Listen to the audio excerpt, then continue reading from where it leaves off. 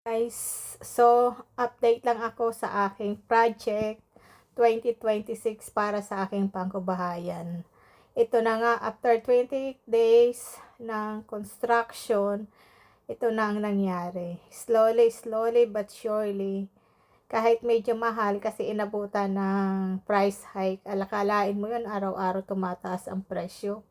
Nung nag-umpisa kami yan last month, ang semento is 198. Ngayon, ang presyo is 120. Isang sako. Semento pa lang yan ha. Paano na yung mga ibang materyales? Pero syempre, wala tayong choice na umpisahan na. So, ituloy-tuloy na natin yan hanggang matapos. Siguro ang target niyan ay 2 months.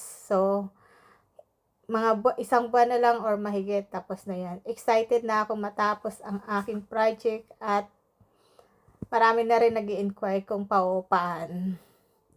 So, ang next step is pang kambuhayan, paupahan muna or pag makauwi na ako na ang pupwesto dyan. Let's see and wait.